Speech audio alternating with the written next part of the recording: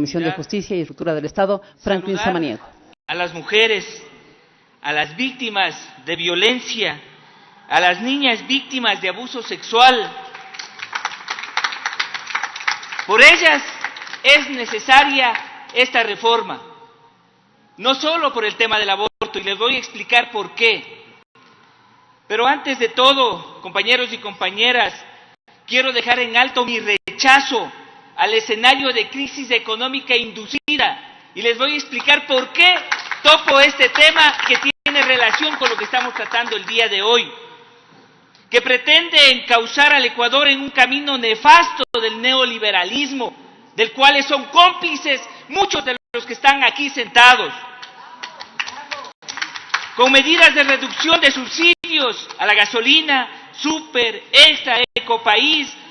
Desde el 15 de este mes, el diésel afectará directamente a cerca de 2.300.000 propietarios de vehículos particulares y de alquiler, lo que significa la afectación directa a más del 70% de la población nacional, que transporta diariamente el 100% de la población nacional que se afecta por este proceso o por un proceso de inflación.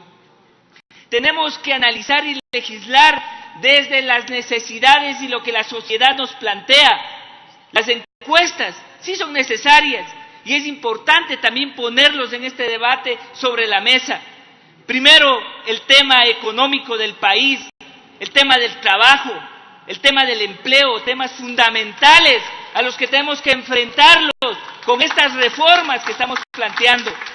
Pero además es sumamente importante topar el tema de la delincuencia, la inseguridad, la violencia, la corrupción, también los temas que nos llevan a hablar del alcoholismo y las drogas. En este momento, señores y señoras asambleístas, quienes el día de hoy también nos visitan, un saludo a las organizaciones que el día de hoy están presentes siendo testigos de este debate. Quiero señalar asimismo que, pasando de este punto inicial, que en un Estado constitucional de derecho y justicia, el derecho penal es de última ratio. Con el derecho penal no vamos a solucionar los problemas del país. Es decir, que cuando las normas o las reglas derivadas del contrato social se rompen, se irrespetan, es el Estado quien debe sancionar, castigar y rehabilitar en el marco de restablecer ese orden determinado. Quiero señalar asimismo varias preguntas que me parecen sumamente importantes y reflexionar sobre ellas en torno a esta reforma que se está planteando. ¿Cuánto estamos haciendo o dejando de hacer como Estado, sociedad y familia en educar a niños, niñas, y no para castigar a adultos? Así como a la vez que pensemos también en las reformas del Código Orgánico Integral Penal, cómo evitar, cuando hablamos de las mismas, que tengamos que castigar las conductas. El informe de primer debate del Código, de la Ley Reformatoria del Código Orgánico Integral Penal, como ya señalaba la señora Presidenta, aborda 14 aspectos de relevancia. Se analizaron 82 observaciones remitidas por los asambleístas, autoridades, académicos y representantes de la sociedad civil y más de 50 comisiones generales. Pero fundamentalmente quiero referirme a estos temas con los cuales estamos planteando algunas soluciones desde nuestras competencias, algunos elementos que nos van a permitir restablecer este orden social. Primero, aquí hablamos mucho del tema de la corrupción. Aquí hablamos y nos elevamos un debate político, un debate que trasciende supuestamente lo que está pasando en el país. Pero quiero decirles que la Comisión de Justicia fue la que presentó una ley de lucha contra la corrupción y que fue vetada totalmente por el Ejecutivo. Quiero saber entonces qué es lo que está pasando. Van 2 leyes y 2 proyectos de ley que han sido vetados por el Ejecutivo. Tanto esta ley de lucha contra la corrupción con elementos fundamentales, claros, que no tienen que ver con el populismo penal, ni con la coyuntura, ni con los debates políticos a donde elevamos a las tarimas estos temas fundamentales, y también las reformas del Código General de Procesos. Yo aspiro que los vetos sean a las normas y no sean a la Comisión de Justicia. Ese tema sería muy grave para el país. Pero hoy le estamos presentando 3 posiciones fundamentales para luchar contra la corrupción: el tema del comiso sin condena, el tema del comiso contra terceros y el comiso ampliado.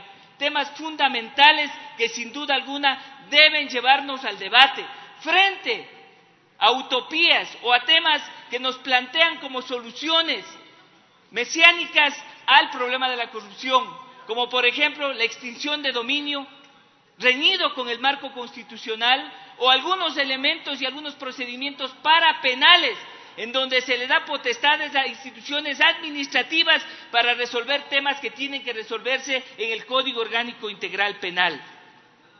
Pero decía al inicio, daba algunos datos que nos lleva también a otro tema, y desde la Comisión AMPETRA y el Grupo Parlamentario por los Derechos de Niñas, Niños, Adolescentes y Jóvenes se plantearon algunos temas que hoy día los presentamos a la sociedad en este proyecto de reforma al Código Orgánico Integral Penal y que ya fueron señalados asimismo. Primero, el tema de que las personas que han sido sancionadas por delitos de violencia sexual contra niños, niñas, adolescentes y jóvenes, aparte de sus sanciones en el proceso de rehabilitación, tengan que someterse a tratamientos de capacitación, programas o cursos que los juzgadores deben disponer con la sentencia respectiva.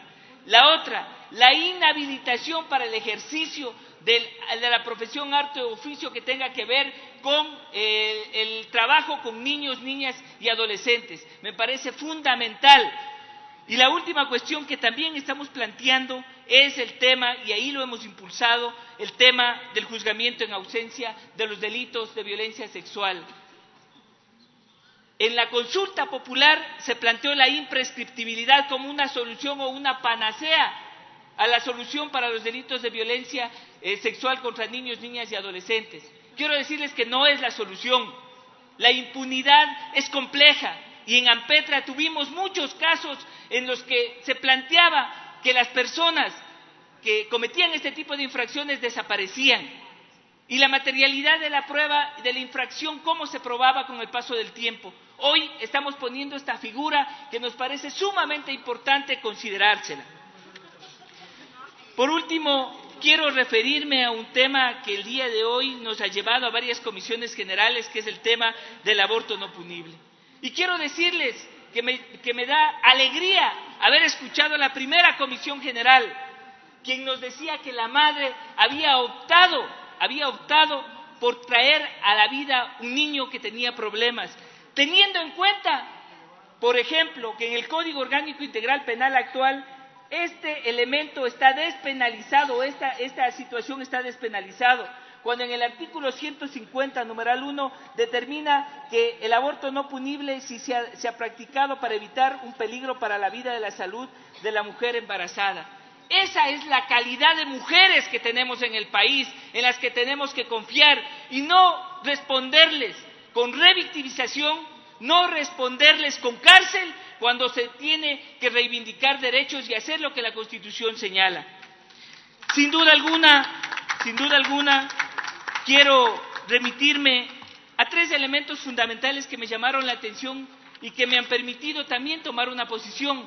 He recibido llamadas en donde se han planteado amenazas sobre el tema, he recibido entrevistas en donde se me pide que con nombre y apellido diga mi posición, y mi posición es esta: debatamos con altura estos temas que el Estado y la sociedad y la familia necesitan llevarlos para que se den soluciones a los problemas, a los derechos y a la violencia por la que estamos atravesando en este momento.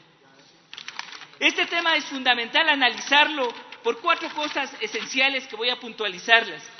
Primero, es importante señalar que debemos evitar criminalizar la pobreza. ¿Cuántas mujeres violadas han tenido que dejar la educación, han tenido que dejar sus trabajos para dedicarse a llevar adelante un embarazo que no es que ha sido deseado? un embarazo impuesto porque la sociedad como respuesta le da la cárcel frente al problema que está atravesando. La revictimización de las víctimas de violencia sexual, las cifras que ya fueron señaladas que son complejas, pero adicionalmente quiero señalar que en el Ecuador no es que no existe abortos. El Ministerio de Salud ha señalado que 30,000 abortos se han registrado en el año 2017, de los cuales abortos no específicos, 9,950, y no señalarse adicionalmente el tema de las muertes maternas. Quiero finalizar, señor presidente, señalando que adicionalmente estamos planteando un procedimiento expedito de acuerdo a como se ha establecido por parte de la Corte Constitucional, en donde evitamos la revictimización, en donde planteamos también medidas que permitan a las mujeres tener la posibilidad de acceder a la justicia, pero además de eso viabilizar algunos elementos que se plantearon en la Ley de Violencia contra la Mujer. Únicamente para finalizar quiero señalar, señor presidente y compañeros, que tenemos que poner sobre la mesa estos secretos familiares que no deben quedar en la impunidad, ni un derecho menos, y creo que estos elementos van a permitirnos un debate amplio y darle respuestas a la ciudadanía sobre los temas que se han planteado. Muchísimas gracias. A usted, asambleísta, tiene la palabra, asambleísta.